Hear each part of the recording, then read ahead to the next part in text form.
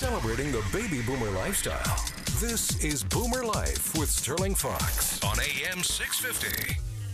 Welcome back to Boomer Life, and on this episode of the program, we're talking boating with our guests Michael Short and Morley Munro from Boating BC. Michael and Morley are both members of the board of directors. So, gentlemen, here we are on Boomer Life, the radio program. So, a typical boomer might be a person who is in their later working years, perhaps approaching retirement, and contemplating all sorts of lifestyle options. And suppose this isn't a typical Vancouver person. Suppose it's someone who's just watched from afar, from the shore, all those folks out there, all those years having fun on the water. And one of the bucket list things that this person has on his retirement years is to finally get a boat, or at least in some way get into the boating game. Now, Michael is the youngest member of our trio, so I'll start with the actual certifiable boomer. Morley and I are boomers. Morley, is that 65-year-old imminent retiree just too darn late to get into the boating game? How's the timing? I think when it comes to baby boomers, 65 years of age is not an old age anymore. True. And a lot of them are embarking on all kinds of new experiences. Yeah. We're a much younger retired population in mentality, and physically we're in much better shape as well. So that boating is certainly something that a retired person can get into, because they're normally active people anyway. And it's certainly not beyond learning a few of the fundamentals of boating and getting involved.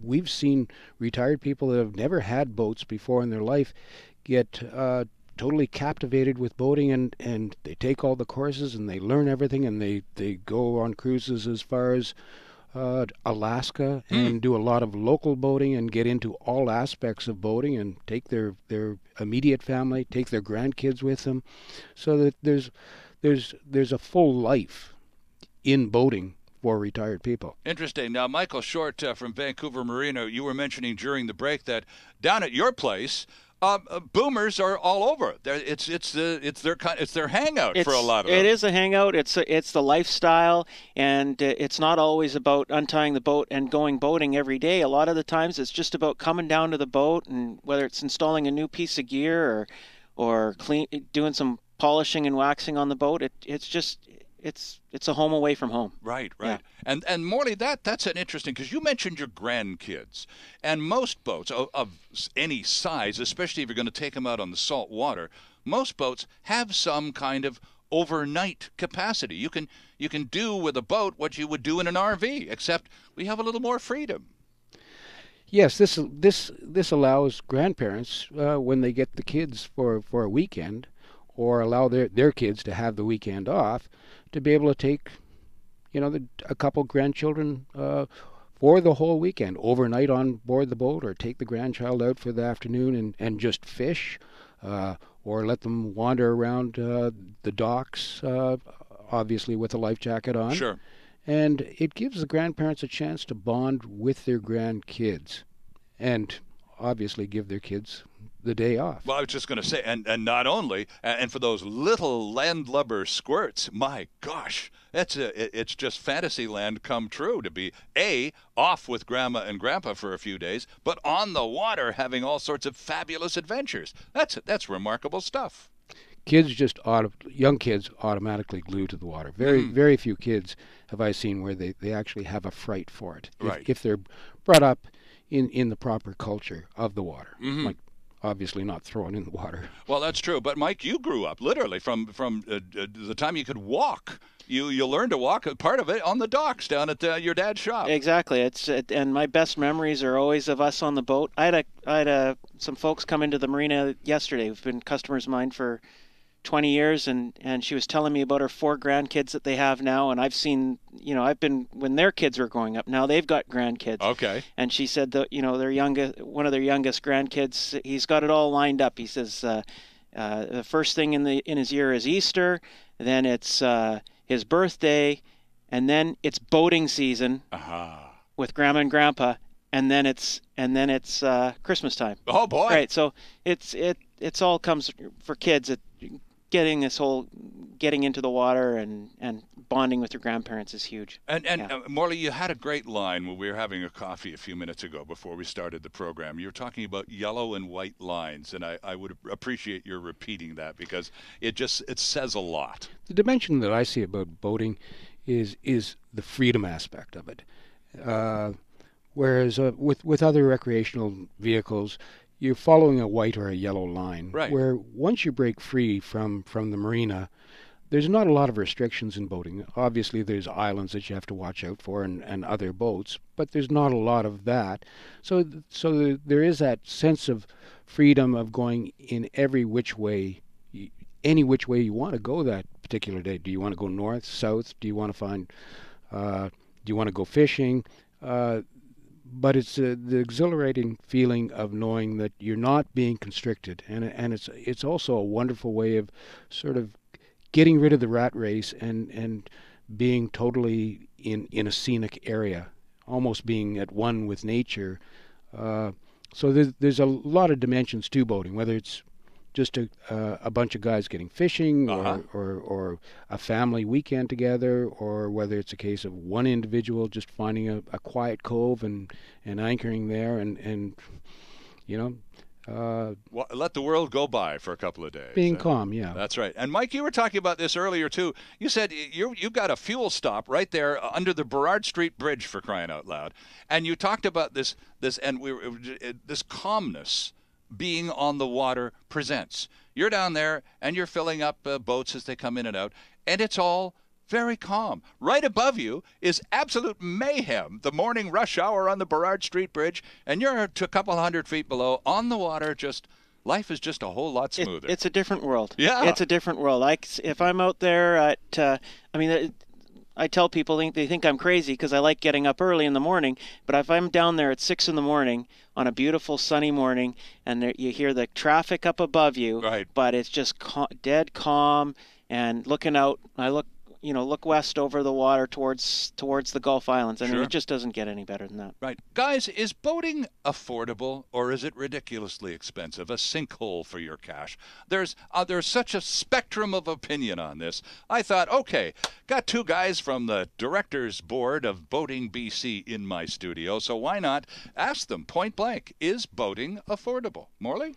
Yes, boating is very affordable. I mean, there's many different aspects to boating. I mean, there's canoeing, kayaking, sure, sailing. It really depends on what level of boating you want to go to. I mean, if you want to go to a very large boat, yes, for the average person, it would be totally unaffordable. Right. But there's entry levels and then mid-size levels. You can just start off with a little fishing boat with an outboard that you can take 4 people out on, or a small sailboat, and you can graduate up to larger boats as you feel more comfortable with your spending patterns. Right, of course. And Mike, would you agree with that? Yeah, that's right. I mean, there's a boat for every budget. Right. That's what we like to say. I just from the small rowboat to the large yacht and everything in between.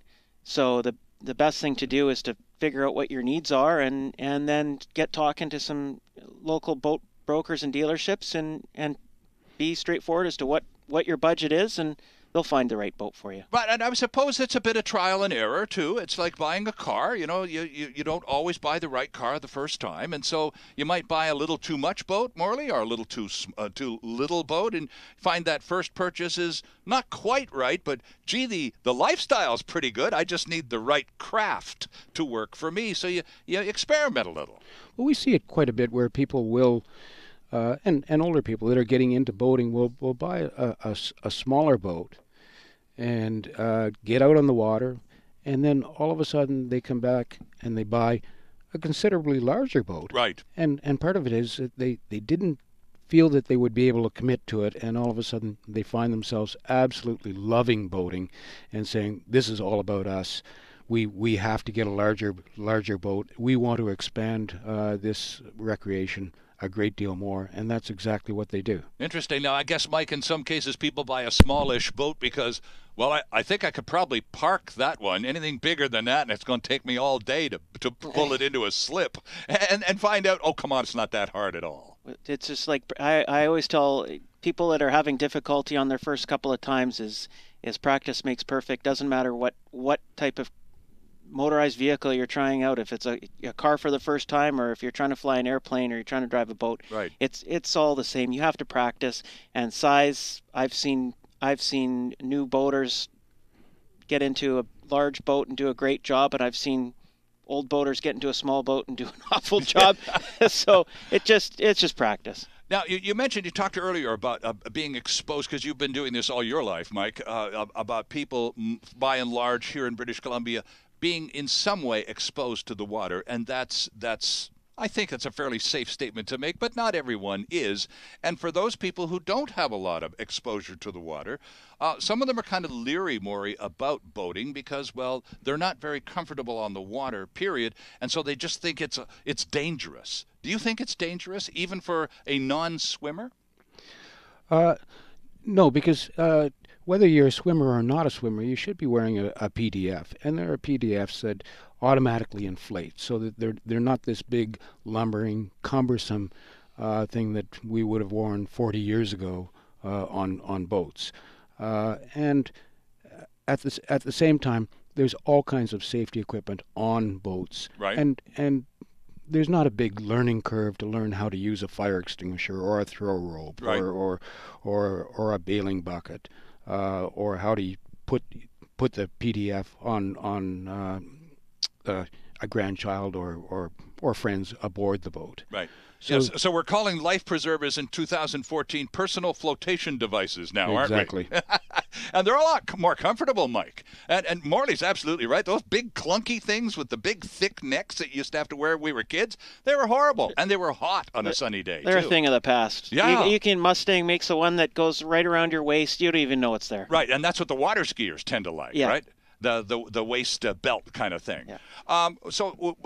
Back to the parking, if you don't mind. When a boater is, let's say, getting into the game, however belatedly, and they want to maximize their investment. In other words, I've just spent a fortune, or what I consider to be a fortune of my hard-earned after-tax dollars on this new unit. The last thing I want to do is mash it into somebody's dock. So where do I go to learn how to operate my new boat properly? I'd say the first place to go is to the local marina that you're planning on mooring your boat at, and talk to the marina manager there. And first of all, ask for some pointers. There might be some things about the marina that the marina manager and the marina staff can let you know about and give you some really good tips. And for some of the new boaters that end up at our place, I've quite often been on the boat and spent hours with customers helping them along in docking their boat. And that would be the first place I would go. Okay, yeah. Morley, you sell boats to people. Yes. That's you've been doing for a long time. Where do you send them when they say, "Okay, well, this is terrific, but I really don't know how to operate this thing. Please help me." Where do you send them? Well, when we normally sell a boat, we offer rudimentary training on docking, where we actually go out with the person and make sure that they're capable. Put them through their paces? Put them through their paces Excellent. and give them some guidance. Now, if they need more guidance, then we provide an actual instructor that would come in and spend 1 or 2 days with them. But it's not a great deal of time that is required for somebody to get a handle on bringing a boat in and out of the dock. Okay, now guys, just before we take the break, where does the Canadian Power Squadron come into this picture as a teaching organization, Mike?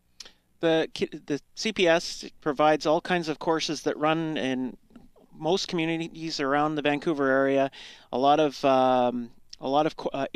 in-class instruction, a lot of navigation and marine safety and rules of the road. The practical side really does come from getting an instructor onto your boat and getting some instruction that way. Now, from the BoomerLifeBoatingBCMay20th2014Seg2 website, would I be able to link to the Power Squadrons, or at least learn more about how to contact them if I'm a serious new boater and really want to get all the rules of the road, so to speak, organized? A lot of people will do that over the winter time, don't they, too? So the decks are clear for action in the summer. That's right. Courses run all year round. The best time is right in the middle of the winter time. Go to take the local courses. I can't recall if it is on our website or not, but it's an easy Google search. Yeah. Canadian Power Squadrons, and you'll find the one that's in your area, and it's a great place to start. Our guests are Michael Short and Morley Munro, both members of the board of directors of Boating BC, and you can check their website out at will. It's boatingbc.com. Anyone would even want to do that right now, because we need to take the following break here on AM 650. It's all about the baby boomer lifestyle. Boomer Life on AM 650.